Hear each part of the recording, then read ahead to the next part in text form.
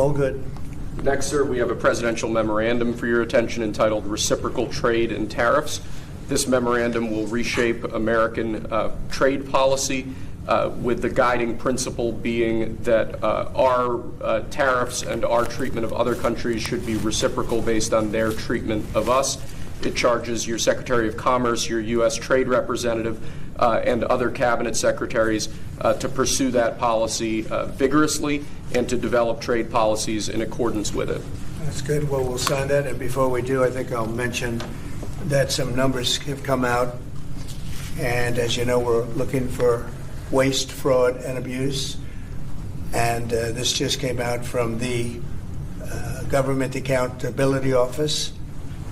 And they're pretty staggering numbers. The federal government loses as much as $521 billion in fraud every single year. That's what Elon's working so hard on with his group of almost 100 geniuses. In 2023, there was an estimated $236 billion in improper payments made.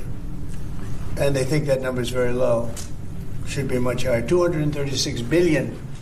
This is why we're doing what we're doing. This is why I campaigned so hard and discussed this so much. And since 2003, there have been $2.7 trillion in improper payments, meaning payments that went to the wrong people or payments that shouldn't have been made.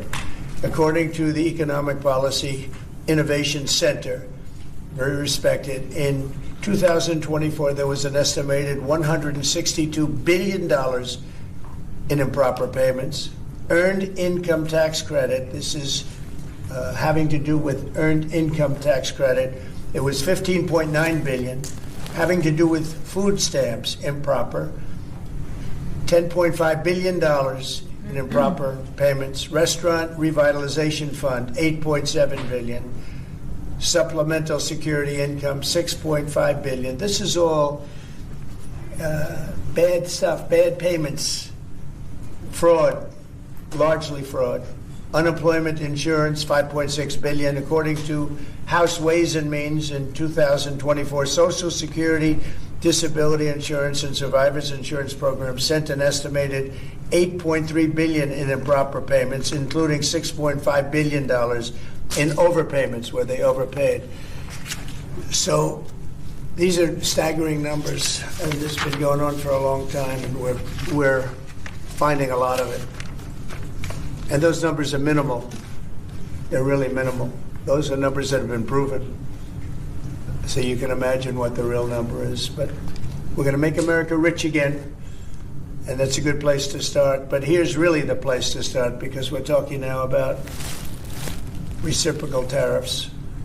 And on trade, I have decided, for purposes of fairness, that I will charge a reciprocal tariff, meaning whatever countries charge the United States of America, we will charge them. No more, no less. In other words, they charge us a tax or tariff, and we charge them the exact same tax or tariff. Very simple.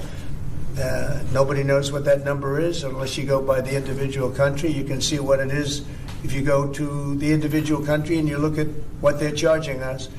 In almost all cases, they're charging us vastly more than we charge them, but those days are over. For purposes of this United States policy, which is a big one, we will consider countries that use the VAT system. You know, you hear about a VAT tax all the time, the VAT system, which is far more punitive, actually, than a tariff. Similar, but more punitive. To be similar, so that the way we're going to look at it, we're going to call it a tariff, because they use that as a way of getting away from the tariff and the designation of tariff, but it's essentially similar or the same thing. So a VAT tax will be viewed as a tariff. Certain areas of Europe do it, to put it mildly. They have about a 20% VAT tax. Sending merchandise, product, or anything by any other name through another country for purposes of unfairly harming America will not be accepted. In addition, we will make a provision for subsidies provided by countries in order to take economic advantage of the United States, which a lot of countries do, including our allies. Our allies, in many cases, are worse than our enemies in this, having to do with trade.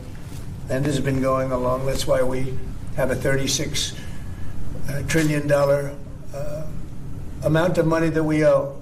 We owe $36 trillion, but that'll come down rapidly. Likewise, provisions will be made for non-monetary tariffs, and a non-monetary, that's where they charge and they do things that aren't, there's no dollar amount, but they make it impossible for you to do business. They do tests on cars, like dropping a bowling ball on the hood of a car, and if the hood doesn't withstand it, which no hood would except for an army tank, then they say, I'm sorry, you can't sell your car into a certain country. That's a non-monetary tariff. So this is in order to take economic advantage. Likewise, the provisions for the non-monetary tariffs and trade barriers that some countries charge, and most countries, many countries have something to that effect in order to keep our product out of their domain, or if they do not even let the U.S. businesses operate. So in some countries, they just won't let us even operate there. They charge us a lot, but they won't even let us go in. And then we have many of them. And what our Secretary of Commerce, standing right behind me, Howard Lutnick, what he's going to be doing is he's going to come up with a number that's an equivalent number to that. But in many countries, not too many, but quite a few, they don't let us do business. They effectively don't let us do business. So we're going to put a number on that that is a fair number. We're able to accurately determine the cost of these non-monetary trade barriers, and we'll be able to do that very accurately. It's fair to all. No other country can complain, and in some cases, if a country feels that the United States would be getting too high a tariff, all they have to do is reduce or terminate their tariff against us, in which case we're going to pay the same thing. There is no tariff. So if they have a tariff and then they complain that this is too high, all they have to do is reduce their tariff or not charge it. I think there'll be certain countries, it's already happened. I believe I heard that the EU today or yesterday lowered the tariff on their cars to 2.5% because that's what we charge. And they lowered it from 10%, but it was really much higher than 10%. But 10% to 2.5, that's already happened. That's a big win. We've been after that to happen for many years, but it never happened, but nobody did anything about it, sitting in this lovely chair. So there are no tariffs if you manufacture or build your product in the United States. So if you build your product in the United States, there are no tariffs, nothing. You don't have to worry about it. It doesn't exist. A lot of companies will come back to the United States to build their product, make their product in the United States, because there will be no tariff, nothing. For many years, the U.S. has been treated unfairly by other countries, both friend and foe. This system will immediately bring fairness and prosperity back into the previously complex and unfair system of trade. We had a very unfair system to us. Everybody took advantage of the United States, and we paid a big price for it. America has helped many countries throughout the years at great financial cost. It is now time that these countries remember what we've done for them and treat us fairly. We want a level playing field for all American workers. We want a level playing field for the United States of America. I've instructed my Secretary of State, my Secretary of Commerce, Secretary of the Treasury, and the United States Trade Representative to do all the necessary work to deliver reciprocity, in other words, reciprocal reciprocity to our system of trade. So we're going to have a reciprocal tax. Whatever they charge, we charge. If they don't let us in, we're going to determine a value for that. But overall, it's going to be a very simple system. Whatever they charge, we charge. So nobody can complain. I don't think anybody can complain. And I'm going to sign this. And the numbers are going to be very fair, but staggering. They're going to be large, but very fair. And this should have been done years ago. And I did it in a different form with tariffs and taxes on China. We took in hundreds of billions of dollars. No other president, as you know, ever took in 10 cents. But that was a few countries. That wasn't what we're doing now. Now we're doing it with every country. So this is every country. And essentially, when they treat us fairly, we treat them fairly. It's a very fair way of doing it. And I don't know that it's ever been done before, but that's the way. I'd like to ask Secretary of Commerce to say a few words, please. Howard. So reciprocal tariffs sound fair, but when you understand how brutally unfair the world's trading has been since we opened ourselves up after World War II, right? We tried to export the power of our economy to rebuild the world. And what happened since then is everyone else has taken advantage of us. Some countries, like the VAT that the president spoke about, 20% on everything we sell, just casually. And when they sell to us, of course, they drop that 20 right away. So it's sort of an export subsidy, if you will. So we are going to address each country one by one. But here's the key. They'll get an invitation to trade with the greatest consumer economy in the world. And in exchange for trading at the greatest consumer economy in the world, you have to treat us the way we're going to treat you. It's going to be the same, but no more inviting bad people to the party. So what the president spoke about with Mexico and Canada is we gave them the greatest invitation ever, right? You're our neighbor, you're our friend, trade for free with us. And what did they do? China came in, right? Steel done by India, aluminum done by Australia. You have Australian aluminum mines operating at 90%. And U.S. aluminum mines and aluminum production 50%. We're going out of business, and they're using Canada to come in. So the president is keenly aware, keenly focused on changing this model. We will be fair to each country, but no inviting any other country in. And Kevin, could you say a few words, please? Oh, sure, sir. Kevin Hassel. Yeah. One of the things that we noticed, sir, when you asked us to look into the numbers was that last year, U.S. companies paid foreign governments $370 billion in tax. And then we in the U.S. Asked them to pay us tax for what they did, and the U.S. gathered $57 billion.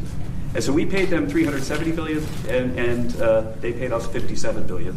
And when people say, oh, you're doing this tariff thing, how could you do that? Why would you do that? It's so unfair. Let's think about this. They have 3/4 of world GDP. We have 1/4 of world GDP, and we're paying them $370 billion, and they're paying us $57 billion. Yeah, it's amazing. Thank you, sir. Well, it's big numbers. Mr. Trade Rep, would you like to say something? Congratulations, by the way. I watched you 2 days ago on television, and you did fantastically. Thank you, sir. Congratulations. Thank you. You make it easy for me, Mr. President. We have $1 trillion deficit coming out of the last administration. We can't have that anymore. We've had 60,000 factories lost during the period of globalization. All of these things have harmed our workers, they've harmed our farmers, they've harmed our families and our communities, and that stops right now. We're going to look at everything. We'll certainly look at the tariffs, but we're also going to look at subsidies. We're going to look at taxes that are discriminatory. We're going to look at fake antitrust regimes in other countries that try to regulate our companies, our competitive companies. We're going to look at all of these things, and we're going to figure out exactly what we should be charging other countries. Well, thank you. And it won't be complicated. It'll be very easy. Big numbers, too. All right. The biggest you've ever seen. Peter, go ahead. Yes, sir. Tariffs are bad. Around the world, they're higher than we have. But tell you what, the non-monetary barriers that are opposed to us are even worse. And President Trump has been right to single out, for example, the VAT tax, the value-added tax. There's a reason why Germany sells 8 more cars to every one we sell them. And it's not American craftsmanship. It's not American design. It's simply the unfair trade practices. And that VAT is a killer. It's a hidden tariff. It's also, as Secretary Lutnick said, it's a hidden export subsidy. There's about a $20,000 differential between when we try to sell them a car and they sell us a car, and that's going to stop with this man. Well, I want to say that actually tariffs are good. Tariffs are great, actually. And the problem is we didn't charge them and everyone else did. They charged us, but we didn't charge them because we were generous or foolish or stupid or all of the above. So this is one of the biggest, I think, economic bills ever signed. I think it's probably the biggest in terms of what it represents. Now, this doesn't include what we did a few days ago with steel and aluminum. That's over and above this. Cars will be over and above this. Look at what's coming shortly. If you take a look at the chips and various things in that world, that universe, that'll be over and above it. Also, pharmaceuticals will be over and above. So those elements will be over and above. Otherwise, this is covering pretty much everything. And it's going to be great for the United States and fair for the world. I mean, it's the most fair you can do. We could charge just a flat tariff, and that would be in many ways easier, but you could make a case that that wouldn't be fair to other countries. This is fair. Remember, whatever they charge, we charge. Whatever they charge us, we charge them. And if they charge us nothing, we charge them nothing. And it really works out well. And we'd be very happy to have nothing and nothing. We wouldn't have any tariffs at all. But to me, it's something that I'm very proudly doing. It should have been done many, many years ago. And we're doing it now. We're doing it very late because we were very foolish, as a country, very foolish. And we're doing it now.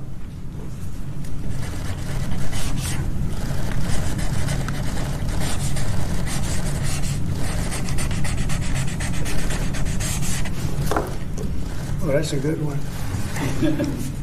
Mr. President, you won the White House in part because of high inflation. If your tariffs make prices go up... Excuse me, we haven't asked you to speak yet, please. Right? Okay.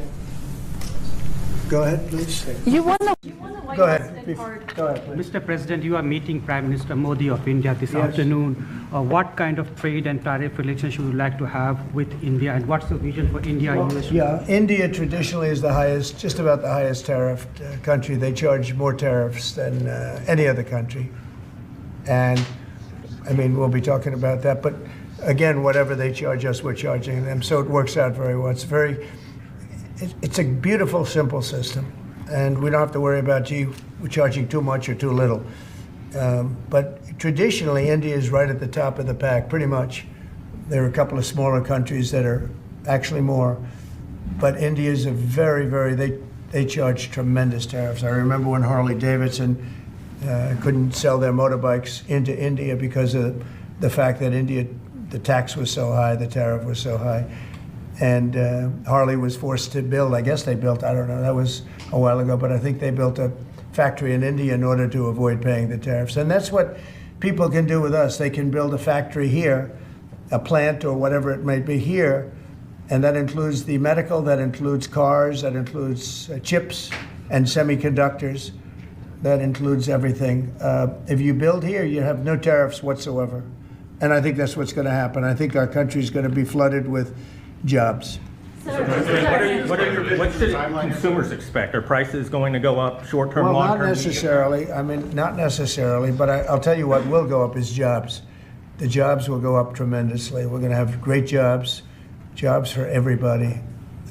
This is something that should have been done many years ago.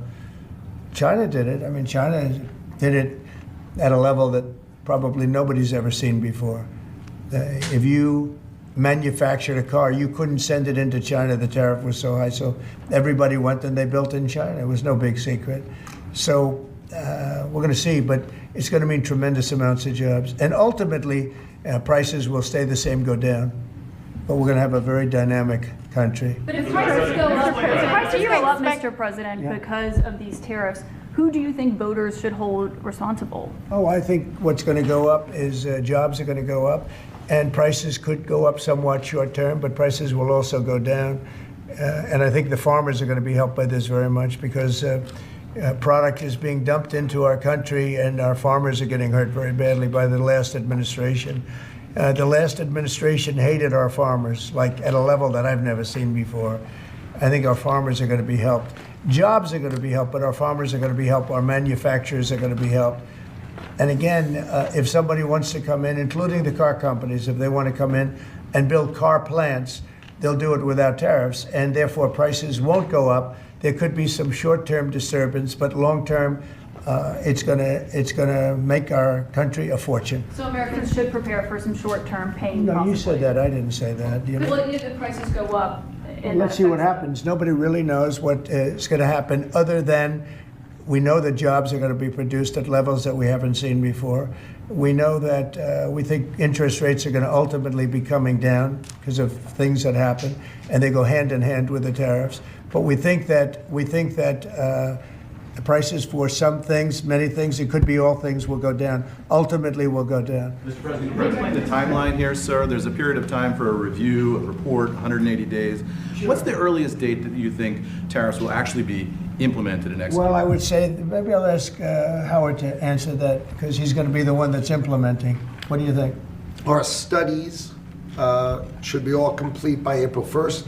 So we'll hand the president the opportunity to start on April 2nd if he wants. So I think we'll be ready to go Pretty on close. April 1st, and we'll hand it to the president, and he'll make his decisions. But remember, if they drop their tariffs, prices for Americans are coming down. Our production's going up, and our costs are going down. Remember, it's a two-way street. That's why it's called reciprocal. Have you spoken to any American CEOs directly about this? Are they calling you and asking I've for spoken to exemptions, many, for example? and many love it. And they say this is going to be the thing that makes our country really prosperous again. And this is going to be what pays down to $36 trillion in debt and all the other things. And this is going to be, this is an amazing day. I think this is going to be a very big day and in a very positive way for our country. Yes, please. Mr. President, you've talked about the VAT and the EU before and your concerns with how the EU treats you. Do you have a number in mind on the European Union? Do you have an idea of where that number is going to land? Well, what they are now is they have a 20% VAT tax, which we're considering to be similar or the same as the tariff. Plus, they charge lots of fees. And, they're doing something else. European Union's been very tough on our companies. They sued Apple, they sued Google, they sued Facebook. They sued many other companies, and they're American companies, and the kind of numbers are staggering.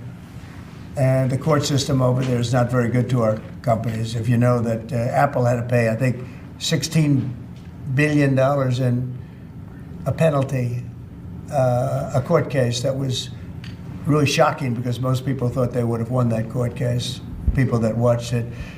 So they've been very tough. Airlines have called me up and they said, could you help us with Europe because they're charging us so many different fees. I got a call from the head of American, United, and other airlines saying every time we land a plane, we get just absolutely killed by the European Union. And so they haven't been treated as good. We think the European Union is wonderful. We all love Europe, love the countries in Europe, but European Union has been absolutely brutal on trade.